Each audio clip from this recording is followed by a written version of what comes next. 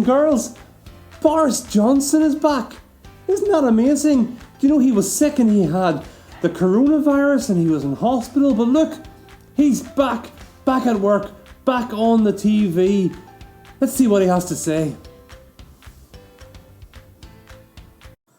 I can tell you now that preparations are underway and have been for several weeks to allow us to win this fight on phase 1. And we will prevail against this virus. Do you know what, boys and girls? Prime Minister has a lot of power, doesn't he? That's a lot of power that one person has in charge of the whole country, like second after the Queen. Wow, that's a lot of power. Do you think that might go to his head? I wonder, might it?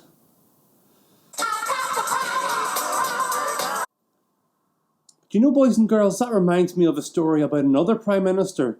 This is a Prime Minister that we find in the Bible. But he didn't start off as a Prime Minister. He started off as a normal boy in a family of 12. His name is Joseph. And the story is found in Genesis chapter 37 and right to the end of the book. Do you want to hear it? Okay, I'm going to tell you that story now. Joseph was a young boy, and his father was called Jacob. Joseph was one of 12 sons of Jacob, who was also called Israel. Jacob loved Joseph more than any of his other sons, and he made him a coat of many colours. His brothers hated Joseph because he was Jacob's favourite. And what made it worse was that Joseph had 2 dreams which he told his brothers. The first dream Joseph had was that he dreamt that Joseph's grain stood tall, while 11 other sheaves of grain bowed down to his. The second dream was that the sun, the moon, and 11 stars bowed down to Joseph. When Joseph told this to his brothers, they hated him even more. One day, when the brothers were in the field watching the sheep, Joseph came to see how they were getting on. He was wearing the coat of many colours. Joseph's brothers got together and said, Let's kill him and throw him into one of these holes in the ground. And then we'll say that a ferocious animal ate him all up.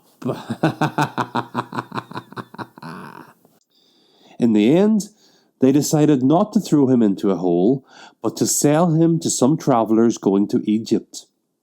They took Joseph's coat, and they killed a goat, and put blood all over the coat, and told Jacob that a wild animal had eaten Joseph up. Jacob was very sad, and cried, and cried, and cried, because he thought his son, his favourite son, Joseph, was dead. But God kept Joseph safe. In Egypt, Joseph went to work as a slave for a man called Potiphar, who worked for the king of Egypt, who was called Pharaoh.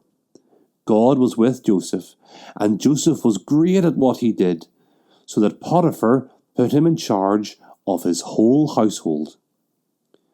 But Potiphar's wife fancied Joseph, and said to Joseph, "Oh, go on, Joseph, give us a kiss, Joseph." But Joseph said, "No, I won't kiss you. You are Potiphar's wife." But she said, "No, go on, give us a kiss, Joseph." But Joseph kept on refusing. Then one day, Potiphar's wife said to Joseph, "Go on, give us a kiss. And Joseph ran out. But Potiphar's wife caught his coat and told Potiphar, "Joseph wanted to kiss me." Potiphar was very angry and threw Joseph in prison. But God kept Joseph safe. In prison, there were 2 other people, a butler and a baker, and they both had a dream. The butler said, I had a dream that there was a vine with 3 branches, and grapes grew on them, and I squeezed the grapes into Pharaoh's cup. Joseph said, This is what the dream means. In 3 days you will have your job back, and you will be serving Pharaoh again. But when you do, please remember me so that I can get out of here. The baker thought, Woohoo! And told Joseph his dream. He said this, Well, on my head there were 3 baskets of bread, but birds came and ate the bread. Joseph said, Here's what your dream means. In 3 days you will have your head chopped off and the birds will eat you up. Gross. But both dreams came true. But the butler forgot about Joseph when he was released from prison. Then one day, Pharaoh had a dream. He dreamt that there were 7 fat cows who got gobbled up by 7 skinny cows, and 7 big thick heads of grain were gobbled up by 7 thin heads of grain. Pharaoh was troubled, and called his magicians and wise men, and asked them what it meant. Then the butler remembered Joseph, and said, I know someone who told me what my dream meant. He can tell you what your dream means. So Joseph is pulled out of prison, and Pharaoh says to him, What does my dream mean? And he tells Joseph his dream. Joseph says, I can't interpret dreams, but God can, and here's what they mean. And Joseph tells Pharaoh that there will be 7 years where there will be loads of food to eat, but then 7 years of famine where there is no food to eat. And he tells Pharaoh to find someone wise to store up the food when the years are good, so that they can have enough for when the years are bad. Pharaoh said, There's no one wiser than you. You're the man for the job. And Pharaoh makes Joseph the Prime Minister of Egypt, a bit like Boris Johnson in the UK.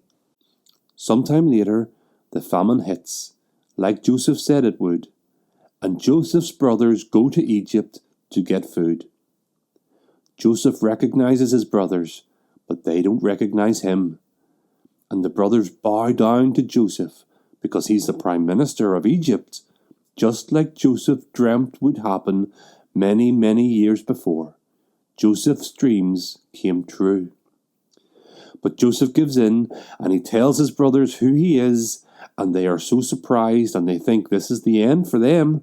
But Joseph says to them, Don't be afraid. God had planned this out to save lives. You wanted to do a bad thing to me, but God turned it around into a good thing. And Joseph brought all his family to live in Egypt, where there were loads of food to eat. And boys and girls, that's awesome news for us too. God protects his people. And if we're following Jesus, then God protects us too. God has great things for us, and the best of it is eternal life. And all that stuff that's happening out in the world, all that bad stuff that's happening, God can turn that around into good. So believe that. You are special to God. He loves you, and he protects his people, and he has great things planned for his people. Eternal life, living forever with him in paradise in heaven. That is awesome. Well, boys and girls, I hope you enjoyed that story. Why don't you draw part of the Joseph story? Draw me a scene or draw me the whole thing in some way and send it to me so that I can see it, and maybe we could put it up on the Facebook page with permission. I hope you have a great week, and I'll see you on Sunday.